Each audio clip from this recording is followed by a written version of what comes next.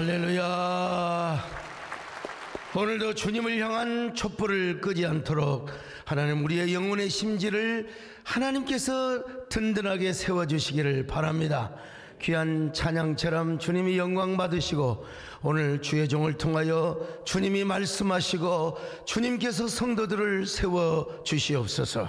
미참한 발걸음들을 재촉해 주시기를 바라오며 우리를 구원하신 예수님의 이름으로 기도 올리옵나이다. 아멘.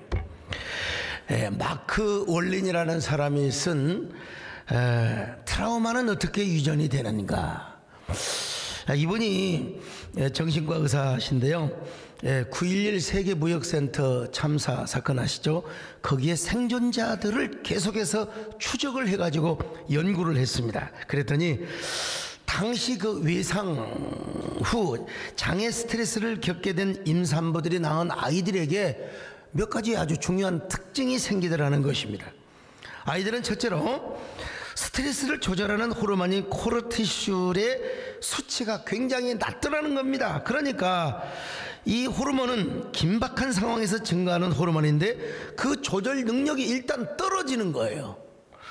그러니까 이런 어린아이들은 평상시에도 감정 조절이 잘 안 되는 거고, 그리고 새로운 자극에 대해서 다른 아이들보다 훨씬 더 민감하게, 아주 센시티브하게 반응을 하더라는 것입니다. 유전이라는 것은 다분히 DNA에 의해서만 유전이 되는 줄 알았더니 그것이 아니더라는 거예요. 스트레스를 통해서 유전이라는 게 얼마든지 변형적으로 나타날 수 있더라는 것입니다. 그러면서 그는 유전학에다가 정신의학적, 신경과학적, 그리고 세포생물학적, 발달심리학적 유전을 주장하였습니다. 스트레스가 그만큼 우리에게 중요하다는 것이죠. 우리가 가끔 이제 속이 쓰리거나 머리가 아파, 그럼 이제 이유가 없어. 병원을 가잖아요. MRI를 찍어보고 뭐 CT를 촬영해봐도 별 아무런 뭐 증상이 보이지가 않아요. 병원에서 특별히 의사 선생님 뭐라고 얘기합니까? 요즘 뭐 스트레스 받을 일이 있었습니까? 스트레스를 조심하세요. 몸이 아파서, 머리가 아파서 병원을 갔는데 의사 선생님은 스트레스를 받지 말라. 이놈의 스트레스는 몸과 마음이 병을 가져다 줄 뿐만 아니라 이놈의 스트레스는 유전에도 영향을 준다는 것을 발견했습니다. 그리고 이놈의 스트레스는요, 왜 이렇게 불평과 원망을 가져다 주는지를 몰라요. 그리고 뭐 불신과 짜증을 가져다 주는지 몰라요. 저도 그런 걸 경험합니다. 여러분, 저라고 뭐 스트레스가 없겠습니까? 스트레스 오면은 막 그냥 괜히 신경질 나고 막 예민하고 그러지 않습니까? 근데 저는 다음과 같은 처방전으로 요즘 스트레스 받을 일이 얼마나 많은지 몰라요. 압박감, 그 마음에 막 눌림, 이런 거 있잖아요.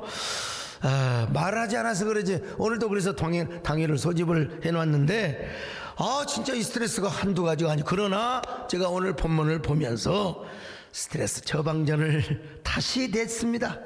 그리고 스트레스를 그냥 거뜬히 날려버렸어요. 오늘 여러분도, 오늘 설교 제목이 뭡니까? 당신을 위한 스트레스 처방전. 오늘 이거 설교 듣고요, 아이고 안무개 집사가 드려야 될 거네, 우리 남편이 돼야, 그러지 말고 여러분들 스트레스 확 날려버리시기를 바랍니다. 제가 처방해주는 이 처방전을 가지고 스트레스를 확 날려버려요. 여러분, 스트레스를 행복으로 바꾸시기를 바랍니다. 감사로 바꾸시기를 바랍니다. 소망의 노래로 바꾸시기를 바랍니다. 나의 한숨을 바꾸셨네. 주를 향한 노래로, 소망의 노래로 나의 한숨을 거두신 주 예수 이름 안에 설계가. 다시 한번 해볼까요? 나의 한숨 바꾸셨네.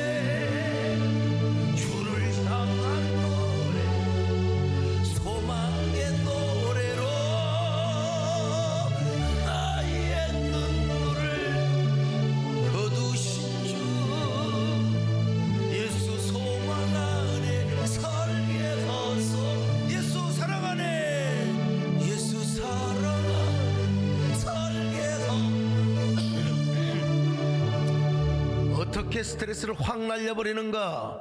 스트레스를 없앨 수는 없어요. 첫째로, 우리는 스트레스를 긍정적으로 받는 거예요. 긍정적으로. 이 세상에 태어나서 스트레스 안 받는 사람 하나도 없어요. 아무리 천석군 만석군 부잣집에서 그냥 어제 우리 강엘리사 돌 예배를 드렸는데, 아무리 엄마 아빠가 잘해줘도 자기 마음에 안 들면 그게 스트레스가 되고 그게 상처가 되는 겁니다. 반드시 상처는요, 이거 우리에게 이게 내상이라고 하지 않습니까? 그러므로 우리는 스트레스를 긍정적으로 받을 수 있는 지혜를 우리가 가져야 됩니다. 스트레스를 부정적으로 받으면 우리 몸 안에 아드레날린, 짜증 호르몬이죠. 이게 짜증이 나요. 막 원망을 하는 거예요. 그러니까 우리가 막 분노하고 우리가 마음이 망가지는 겁니다. 우리 영혼이 상처를 받게 되는 거예요. 자, 그런데 스트레스를 긍정적으로 받으면 우리 몸 안에 뭐가 생기느냐? 옥시토신, 사랑 호르몬이라고 합니다. 남을 배려하고 싶고 사랑하고 싶은 용기가 막 생겨나는 것입니다.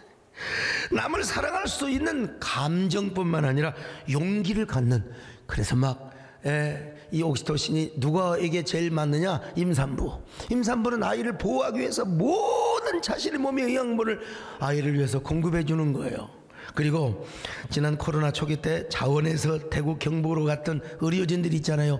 이들 마음속에, 이들 몸속에 옥시토신이 막 솟아나더라는 것입니다. 그러므로 우리는 스트레스를 어떻게든지 안 받을 수는 없어요. 긍정적으로 받아야 됩니다. 긍정적으로 받으면 우리는 이게 다 사랑의 호르몬으로, 그리고 남을 배려하고 남을 섬길 수 있는 그런 넉넉한 마음을 갖게 되는 거예요. 여러분, 앞으로는 스트레스를 긍정적으로 받으시기를 바랍니다. 그렇게 해서 여러분의 몸 안에 옥시토신이 막 가득가득 넘치게 할 수 있기를 바랍니다. 옆 사람 보시고 한번 인사해. 어쩌면 그렇게 옥시토신이 막 충만하게 생기셨습니까? 예, 사랑해요, 축복해요, 당신의 마음에 우리의 사랑을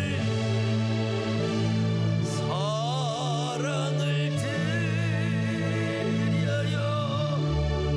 일본의 정신과 의사인 가바사 시온이라는 사람이 나는 이제 마음을 편히 먹고 살기로 했다, 이런 책을 썼어요. 스트레스를 어떻게 우리가 긍정적으로 받을 것인가. 여러분, 내용이 이겁니다. 1대 2대 7의 인생을 살아라. 이 세상에서 나를 싫어하는 사람은 누구든지 10%가 있어요. 근데 나를 정말로 죽고 못 살고 좋아하는 사람이 20%가 있다는 거예요. 그러니까 배가 많아요, 배가 많아. 그리고 나머지 60, 70%는 무관심이야. 그냥 뭐 지나가도 뭐 그냥 그런 거 보구나. 마스크를 안 썼네. 그러니까 여러분, 그 10%나 5%의 사람 때문에 스트레스 받지 말라는 거예요. 나를 좋아하는 사람이 있잖아요. 우리 세대교에서도 뭐 100% 저를 좋아하네, 다 좋아하는 것처럼 보이지만 어쩔 때는 제가 마음이 안 들 때도 있을 거예요. 근데 성령께서 눌러줘가지고, 생명나무의 신앙으로 눌러줘가지고 오매 불망입니다. 여러분, 다른 사람이 나 욕한다고 해도 나를 칭찬하고 나를 지지해주는 사람이 더 많아요. 아유, 특별히 연예인들 자신에 대해서 악성 댓글을 다는 거, 이거 볼 필요가 없는 거예요. 이게 뭐, 이거 악성 댓글을 안 달고는 못 사는 사람들이 있거든요. 이런 말을 뭐 볼 필요도 없어. 어쩌다가 퍼더라도 에라이 그냥 무시해버리는 게 나아요. 여기 소목사 같은 경우 저 안 봅니다. 어떤 사람은 막 관심이 있어가지고 저한테 보내줍니다. 소목사, 당신 그 뭐 헐뜯는 영상이 있다고. 그걸 내가 왜 봅니까? 볼 필요가 없어요. 안 봐요. 그것이 그분을 향한 최고의 애호입니다, 여러분. 뭘 이렇게 봐요? 말이 되는 소리를 해야지. 제가 부문적으로 들은 얘기입니다만 오늘 제가 철저하게 정확하게 말씀을 드립니다. 옛날 뽀빠이 이상용 씨가 진행했던 TV 프로그램 늘 푸른 인생이 있었습니다. 이상용 씨가 전남 곡성은 얼마나 유명하든지 영화도 있었잖아요. 거기에 유명한 대사 뭐예요? 무엇이 중한디? 무엇이 중한지도 모르고 말이에요. 그게 무엇이 중한 걸 여러분 거기서 이야기한 겁니다.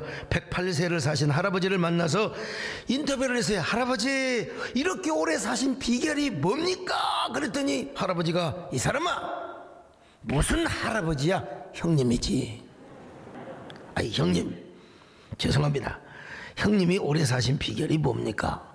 비결은 뭐야? 안 죽으니까 오래 살지. 그럼 안 돌아가신 비결이 도대체 뭡니까? 스트레스를 안 받았으니까 그러지. 스트레스 받지 마. 그럼 형님, 아니 형님 스트레스를 어떻게 안 받아요? 살아오면서 미운 놈들이 얼마나 많았을 텐데. 많이 있었지. 근데 그냥 놔두니까 다 죽어버리더라고. 80대에서 90대에서 다 죽더라고. 나만 살아남아서. 그러니까 동생, 미워하는 사람이 있어도 그냥 참아, 그냥 견디어. 그러면 다 지나가는 거야. 나처럼 이렇게 오래 사는 거야. 여러분, 인생 살면서 무엇이 중요한지도 모르고 말이죠. 여러분, 항상 우리 하나님 앞에 이 스트레스 이거 날려버리는 거 뭐냐? 긍정적으로 받는 겁니다, 여러분. 긍정적으로. 우리 부부 사이에 말 한마디 가지고 막 그냥 상처받지 않으면, 젊을 때는 그래도. 근데 어떤 사람들은 연세가 드실 만큼 드신 분들이 황혼이혼을 해요. 아니, 저 같으면은 왜 합니까? 지금까지 살아오는 게 억울해가지고. 여러분, 더 열심히 살아야 되지 않겠습니까? 근데 이제 말 한마디 가지고 말이요. 근데 그 말도요, 농으로 여기고 그냥 유머로 여기는 게 좋습니다. 할머니 할아버지가 이제 열심히 가다가 언덕길을 가는데 할머니가 좀 힘들었어요. 영감, 저 좀 업어주세요. 할아버지가 뭐 어떻게 체면상 안 업어줄 수도 없고, 할아버지가 할머니를 얻고 언덕을 올라가는데 할머니가 뭐라고 말한? 할아버지, 영감, 나 좀 무겁지? 그러니까 할아버지가 뭐라고 했을까요? 무겁지. 얼굴 철판이지, 머리 돌이지, 간땡이 무겁지, 간땡이가 부어서 무겁지. 아이고 많이 무겁지. 그러니까 나중에 할아버지가 엎혔습니다. 할아버지가 반대로 얘기를 했어요. 할머니, 여보, 할멈 생각보다는 가볍지? 가볍고 말고 머리 비었지, 허파에 바람 들어갔지, 염치도 없지, 싸가지도 없지, 너무나 가벼워요. 아이고 참, 여러분 이런 거 했다가 대판 쌈 날 수 있습니다. 그려려니 하고 웃으며 살아갔답니다. 그래서 오래 살아갔다는 이야기가 있지 않습니까? 그러므로 여러분, 저의 스트레스 처방전 첫 번째 뭐냐? 스트레스를 긍정적으로 받는 겁니다. 여러분 긍정적으로 받으시기를 주의 이름으로 축원합니다. 자, 두 번째, 행복하게 살기로 결단하고 선언을 하는 것입니다. 노벨 문학상을 받은 극작가 마테오 링크가 쓴 파랑새라는 소설을 여러분 안 읽어봐도 내용은 다 아십니다. 이거 어릴 때부터 여러분 다 우리가 들었어요. 러시아에서 가난한 나무꾼으로 살던 두 남매 틸틸과 찔찔이, 그 일본식으로 하면 그러는데 틸틸과 미틸이 행복의 파랑새를 찾아 먼 여행을 떠났습니다. 그러나 그렇게도 찾고 싶었던 파랑새를 찾지 못합니다. 곧 눈앞에 나타날 것만 갔다가도 금세 사라지고 신기루처럼 파랑새가 보일 듯 보이지 않습니다. 남매는 죽도록 고생만 하고 행복의 파랑새를 찾지 못한 채 지친 몸을 이끌고 자기들의 초라한 집으로 돌아와서 보니까 이게 웬일입니까? 자기가 그렇게 수없이 찾았던 행복의 파랑새는 자기의 그 남루한 초라한 집에서 집을 짓고 사는 비둘기 한 쌍의 행복의 파랑새였다는 사실을 그제서야 깨닫습니다. 소설의 결론은 뭐냐? 행복은 멀리 있는 게 아니라는 거예요.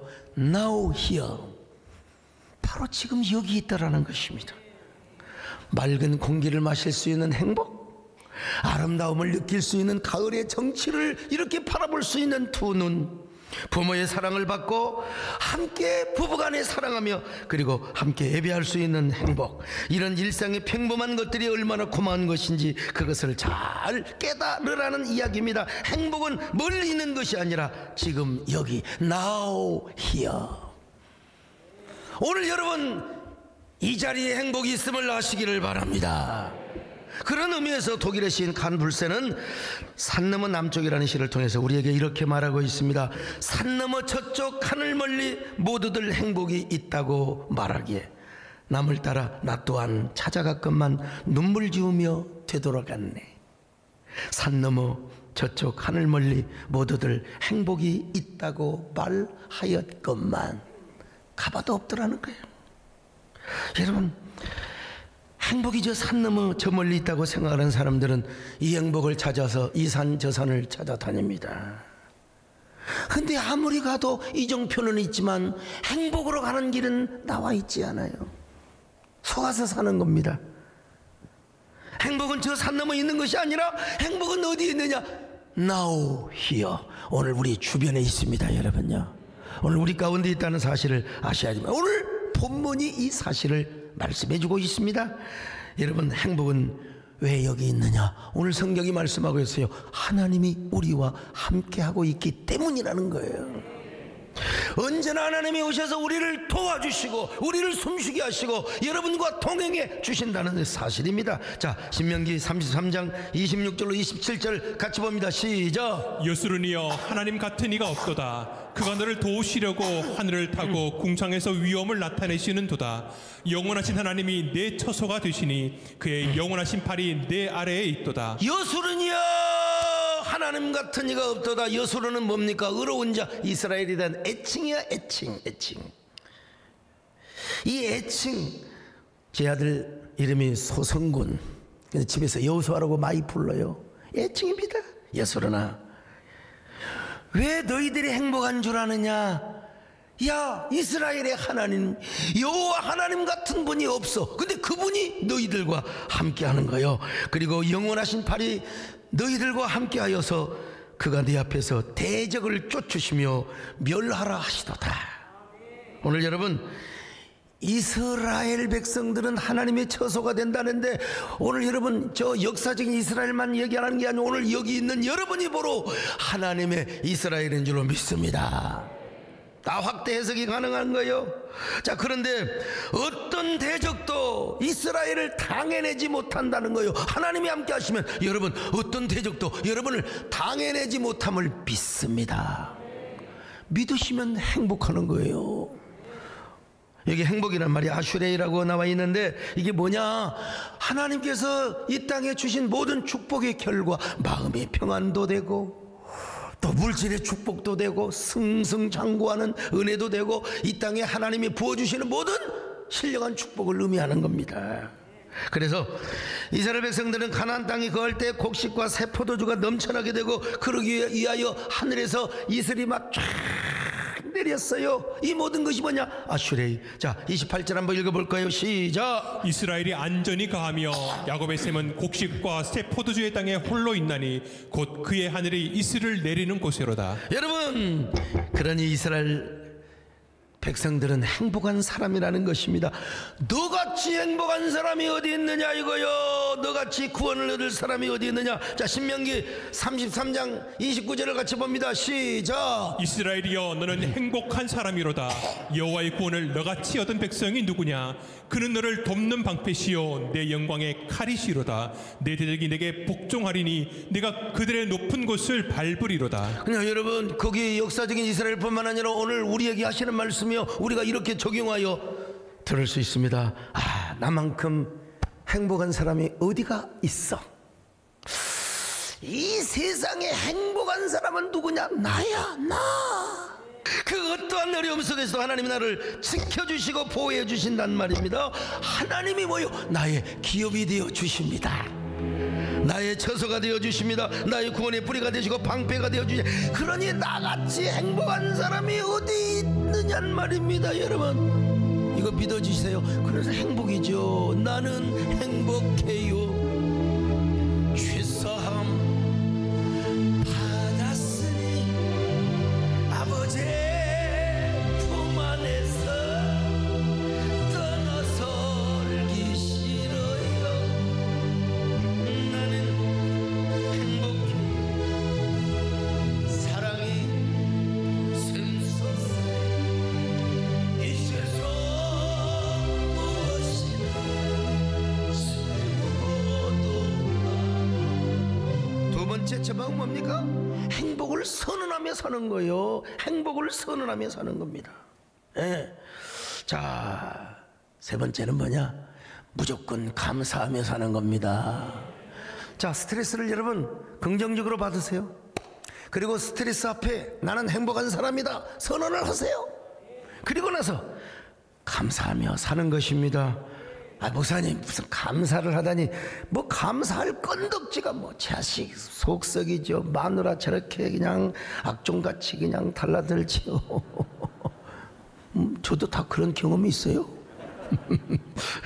뭐 감사할 일이 있어야지. 뭐 돈이 벌립니까? 사업이 잘 됩니까? 아이고, 참 어쩌다가 지금 비트코인 사놨더니 확 내려가 버리고 말이에요. 주식 내려가 버리고 말이에요. 집값도 내려가 버리고. 도대체 감사할 건덕지가 있어야죠. 여러분, 집값 올라서 뭐해요? 비트코인 올라서 뭐해요? 오르고 나서 죽으면 아무 소용없어요. 살아있잖아요.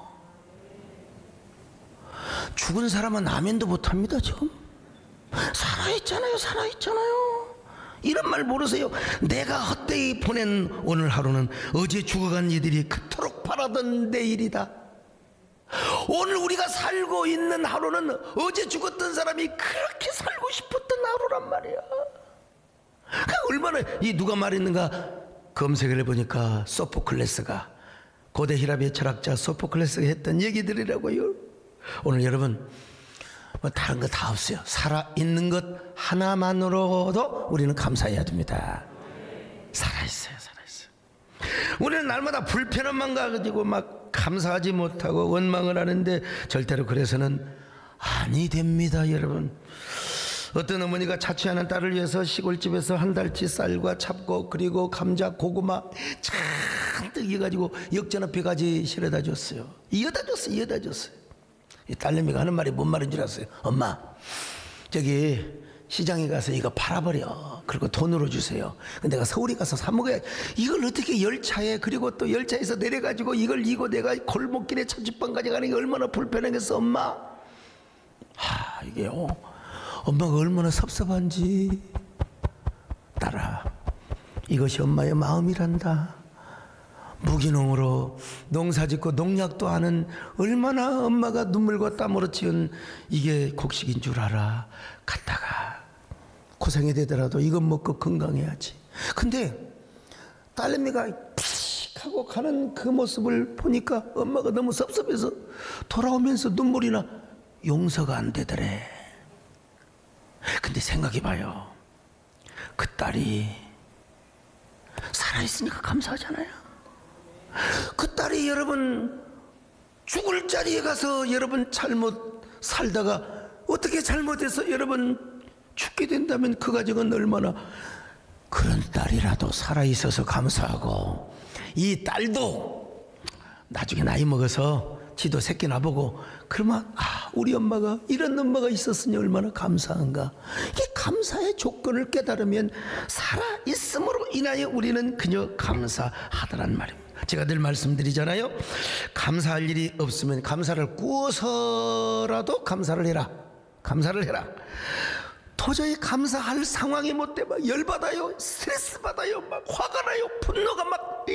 그래도 여러분, 그래도 내가 감사해야지. 내가 감사해야지. 오늘 신명기 16장 15절 이걸 뭐라고 하냐? 선불감사입니다. 선불로 감사부터 하는 거예요. 자, 신명기 16장 15절 한글 번역으로 같이 시작. 내 하나님 여호와께서 택하신 곳에서 너는 7일 동안 내 하나님 여호와 앞에서 절기를 지키고, 내 하나님 여호와께서 내 모든 물산과 내 손을 댄 모든 일에 복 주실 것을 인하여 너는 온전히 즐거워할지니라. 자, 복 주실 것을 인하여 개역 한글로 봤는데요. 여러분, 하나님이 복을 주셔서가 아니라 복 주실 것을 인하여, 복 주실 것을 믿고 즐거워하고 감사할지니라. 이게 뭐예요? 선물감사. 꾸어다가 감사하는 겁니다.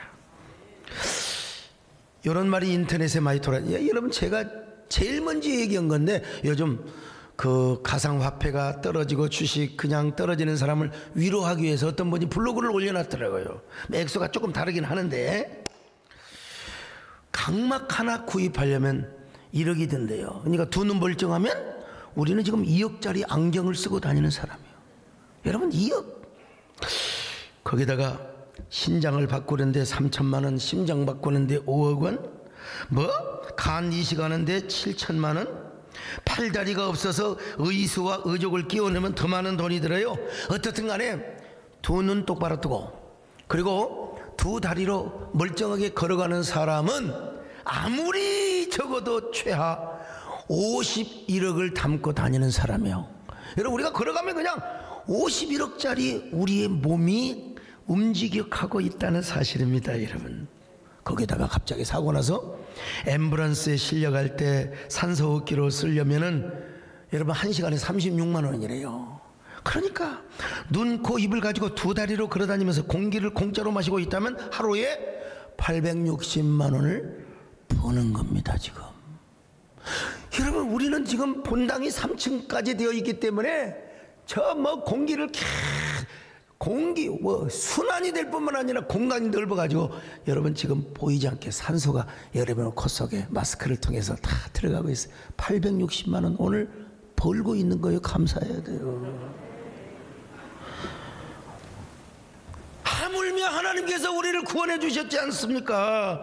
만약에 우리가 천국 가는데 천조 원을 내고 갈 수 있다면 나도 못 가요. 누가 여기서 천조 원이 있어요? 우리나라 예산에 여러분 2배인데 천조 내고 어떻게 천국을 갑니까? 오늘 기도하신 예정호 장로님 천조 낼 수 있어요? 천국 못 갑니다. 아이고, 천조는 그만두고 10억을 내고 천국에 가야 된다. 여기서 지금 못 갈 사람 많아요. 목사님 돈 좀 달라고 나한테. 나도 가기가 지금 뭐 집이 우리 마누 앞으로 돼가지고 도대체 우리 집사람이라 가지 나는 못 갈 건지 몰라. 근데 우리 하나님은요, 돈 없어도 못 가요. 힘으로도 못 가요. 여러분, 오직 거듭나서 여러분 믿음으로만 가는 나라입니다. 공짜로 가요. 예수 믿고 할렐루야 아무나 갈 수 있어요, 여러분. 그래서 옛날에 이런 노래가 있었잖아요. 돈 갖고도 못 가요. 하나님 나라 힘으로도 못 가요. 하나님 거듭나면 가는 나라. 하나님 나라 믿음으로 가는 나라. 얼마나 감사해요. 하나님 우리를 얼마나 사랑하셨으면 독생자를 이 땅에 보내주셔가지고 십자가에 죽게 하시고 우리의 죄가 다 용서받고 우리가 하나님의 자녀가 되게 하여 주셔서 천국을 그냥 직행으로 가버릴 수 있도록 축복해 주셔서 얼마나 감사합니까? 이런 사람이 무슨 불평을 해요? 뭐가 잘났다고 자학을 합니까? 왜 자학을 해요? 이런 사람은 하나님께 감사하며 하나님을 축복하는 삶을 삽니다. 이게 뭐냐면 브라카야. 브라카. 구약에서는 축복의 2 단어가 있는데 하나는 브라카, 하나는 아슈레입니다. 브라카는 뭔 줄 아세요?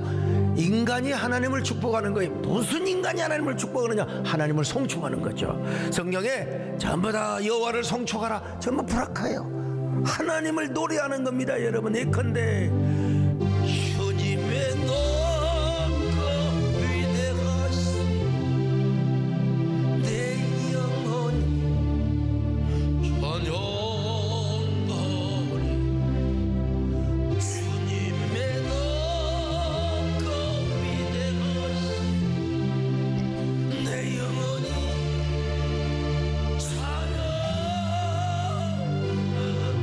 이게 바로 뭐냐? 브라카입니다. 브라카.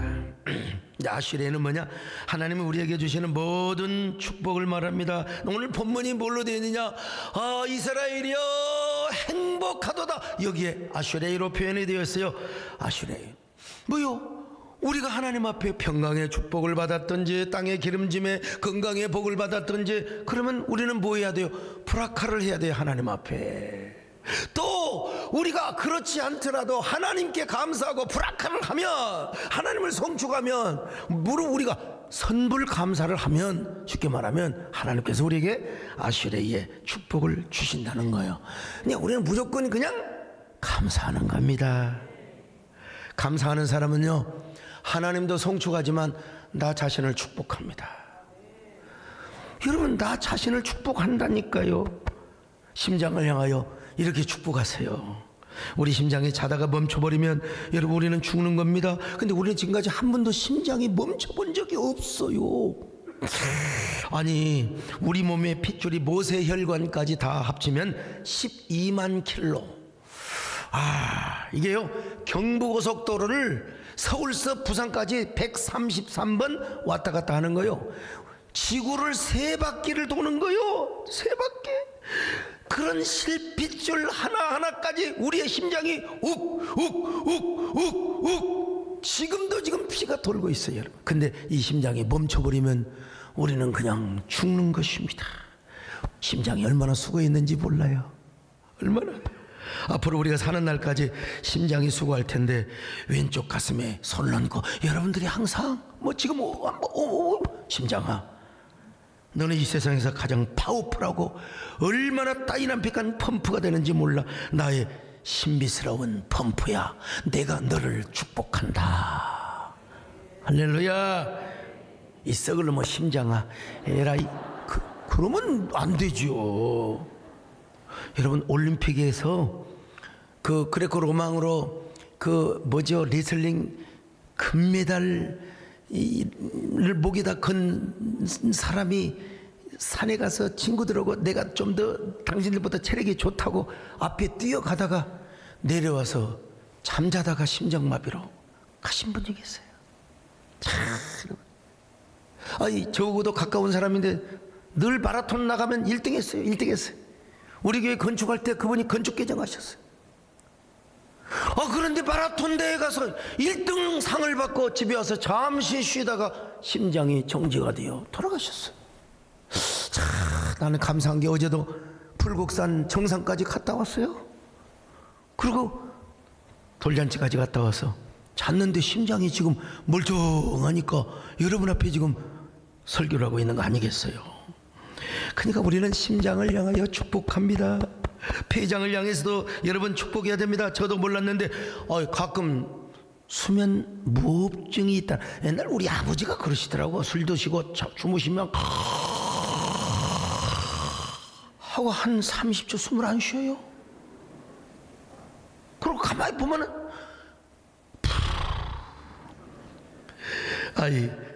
그래서 제가 위내시경이나 대장내시경을 할 때 수면 마취를 하잖아요. 한동안 숨을 10초 20초 안 쉬더라는 거예요. 나는 모르는데 그 선생님이 그래요. 그런데 다행히 여러분, 폐장이 안 멈추고 숨을 쉰다는 게 얼마나 감사합니까? 우리는 폐장도 축복해야 됩니다. 허파야, 지금까지 한 번도 쉬지 않고 숨 쉬느라 얼마나 수고했느냐. 정말 고맙다. 내가 사랑하는 폐장을 향하여 축복한다. 하나님 감사합니다. 오늘 숨을 쉬는 것 감사, 나를 구원하신 감사, 내 뜻대로 안 되는 주가 인도하신 모든 것 감사. 제가요 난생 처음으로, 정말 난생 처음으로 몇 년 전에 처음으로 대장 내시경을 해봤어요. 저 서울대학 병원에서. 근데 모두들 우리 또래 되면 뭐 용종이 있고 막 그런다고 하잖아요. 예. 그래서 이제 수면 딱 마취를 했는데, 수면 마취를 했는데도 불구하고 항문에 뭐가 싹 들어오는 걸 느낌이 딱 들어요. 그때 제가 의사 선생님한테 뭐라고 한 줄 아세요? 선생님, 저 용종이 있어요? 분명히 이 양반 도대체 지금 얼마나 써? 그러더라고. 이 양반이 뭐요? 영종이 있어요? 이제 소강상님 맞죠? 영종 없습니다. 그러면 그렇지. 그러고 잠들었습니다. 이게 제가요 얼마나 집중력이 있는가. 내가 그래서 기억을 더듬어서 간호사 선생님한테 깨워가지고 저 분명히 내가 그랬죠. 영종 없느냐고 물어봤죠. 물어봤다는 거야. 수면 내시경 중에도 제가 의식이 또렷해가지고, 그 다음으로는 이제 두 번째, 우리 이재훈 목사님 병원에 가서, 그때는 목사님이 어련히 잘해주시겠는가, 그리고 그냥 마음 푹 놓고 용종이 없습니다. 하나도 없어요. 이만큼도 없어요. 참 얼마나 감사합니까? 우리가요, 그래서 우리가 이 대장 위장을 향하여 축복하고, 우리는 보이지 않는 세포가 있어요. 세포. 인간의 세포가 겁은 뭐 한 60조 내외가 되는 거예요. 60조. 이 세포가 늘 살아있는 게 아니에요. 죽었다가 살아나고 죽었다가 살아나고. 우리 가끔 손 껍질 벗기잖아요. 예? 어떤 사람 보면 저한테 왜 이렇게 막 피부가 좋냐고. 껍질이 잘 벗겨지니까 그래요. 껍질 벗겨지고 새 피부가 돋아나고. 제 손이 애기 손입니다. 여러분, 껍질이 나오면 탁 하고 딱 벗겨요. 그러면 애기 손 되더라고. 이게 그러면서 세포를 축복하는 겁니다. 축복한다, 축복한다. 근데 우리 60조가 넘는 세포가 있는데 가끔 이 또라이 세포가 딱 나타나. 이게 뭔 줄 아세요? 암입니다. 이것이 차디찬 곳에 막 스트레스 팍팍 생기고 몸이 차디찬 곳에 딱 저기들끼리 모여서 막 집회를 합니다. 막 모여서 막 그냥 막 골기대를 합니다. 이게 뭐요? 암덩어리예요. 그런데 우리 세포가 여러 정상세포가 활동을 하고 계속해서 세포가 춤을 추고 세포가 축제를 벌이면 암이 왔다가도 도망가게 되어 있어요. 그러니까 우리는 세포를 향하여 축복하게 되는 것입니다. 여러분요, 항상 세포를 향하여 축복하는 겁니다. 축복합니다. 주님의 이름 축복합니다. 주님의 사랑으로 이곳에 모인 주의 거룩한 자녀의 주님의 기쁨과 주님의 사랑이 충만하게 넘치기를. God bless you. God bless me로 합니다. God bless me. 축복합니다.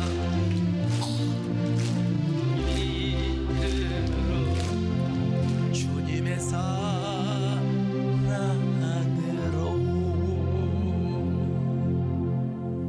다음 주일이 무슨 주일이냐?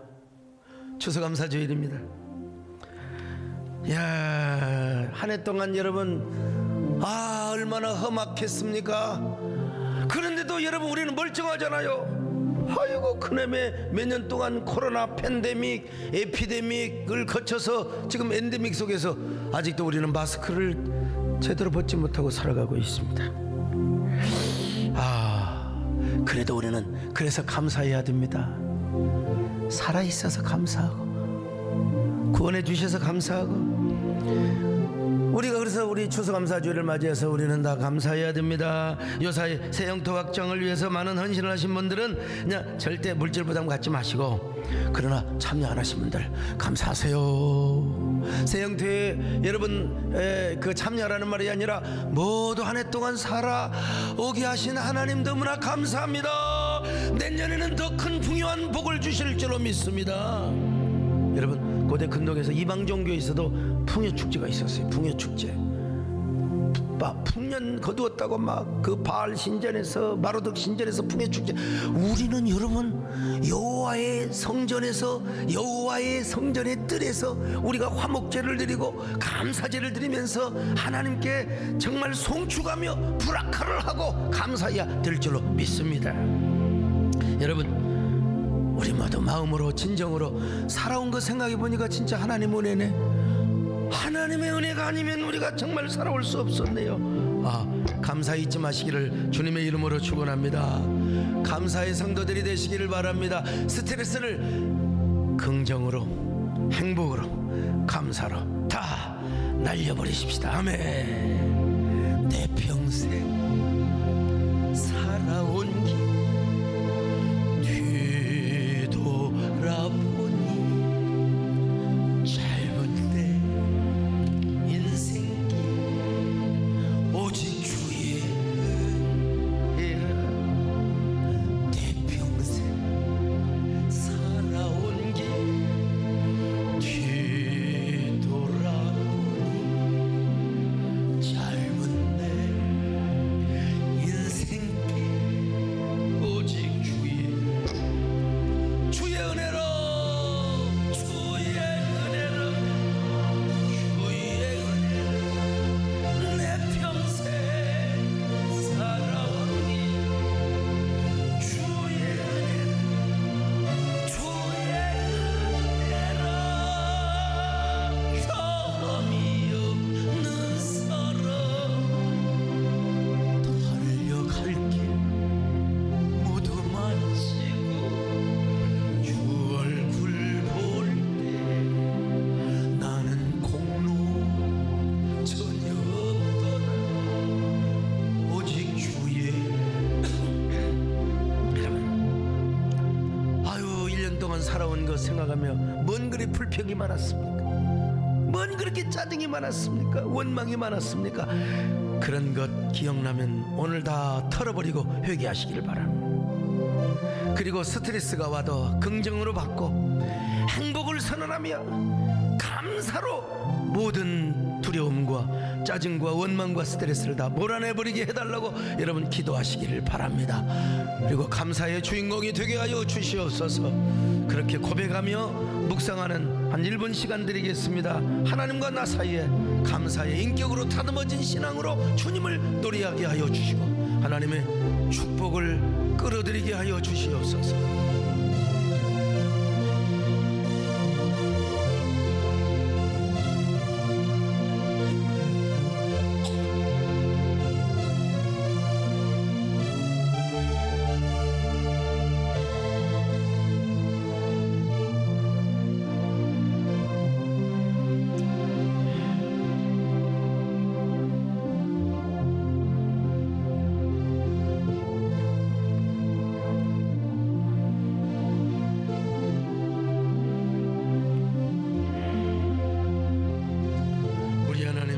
감사합니다.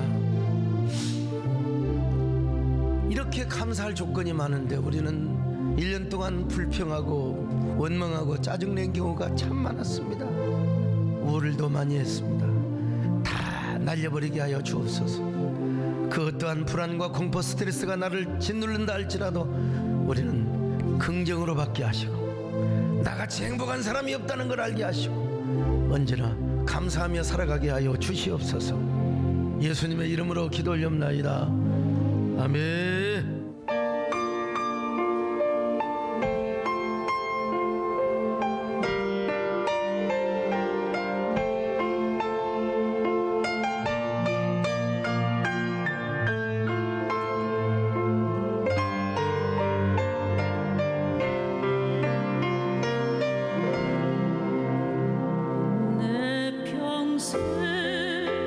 살아온 길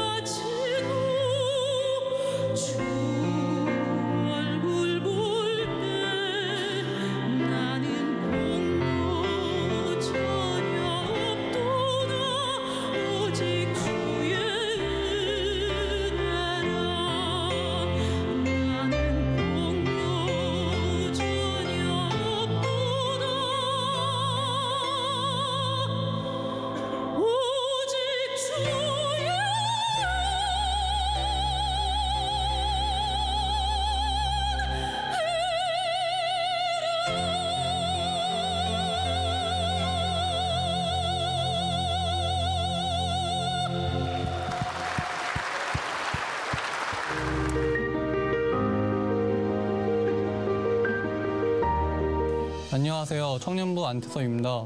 중고등학교 시절 저는 공부보다는 축구와 친구들을 좋아하며 학업에 관심 없는 고3이 되었고 대학 원서를 내려고 하니 제 성적으로는 마땅히 갈 수 있는 대학이 거의 없었습니다. 좌절감에 포기할까 생각하던 찰나에 그래도 저를 긍휼히 여기신 하나님의 은혜로 지방에 있는 사립제대에 겨우 입학할 수 있었습니다.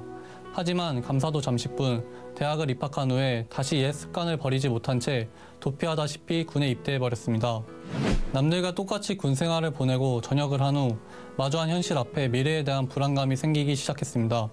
더불어 그동안 시간을 헛되이 보낸 것에 대한 후회가 밀려오기 시작했습니다. 저의 자존감이 바닥을 쳤고 무력감이 제 생활을 휘감기 시작했습니다. 제 힘으로 헤어나오기 힘든 이 고통의 시간을 보내고 있을 때 이런 모습을 지켜보시던 아버지는 저의 모습에 눈물을 보이셨고 하나님이 저를 그렇게 바라보고 있다는 느낌이 들었습니다.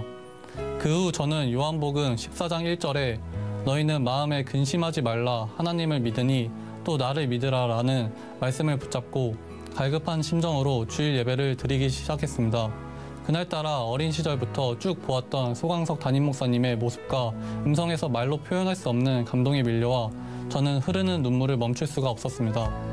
하나님께서는 우리에게 견딜 수 있는 시련을 주시지 감당하지 못할 시련을 주시지 않는다라는 목사님의 설교는 제 메마른 가슴에 단비가 되었고 힘이 되었습니다.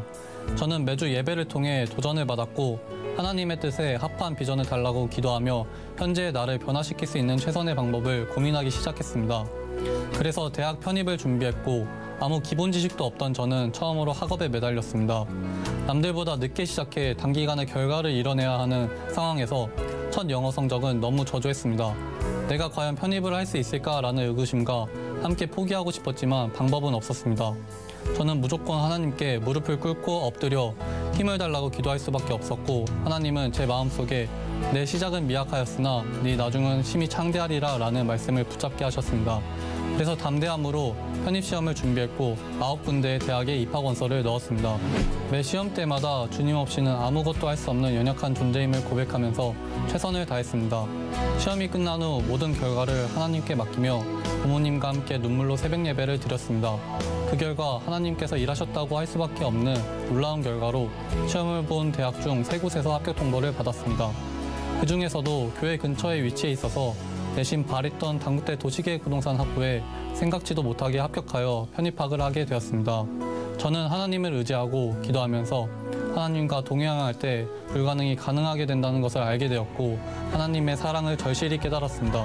합격 소식을 들었던 날에는 온 건강을 하나님께 올려드립니다. 감사합니다.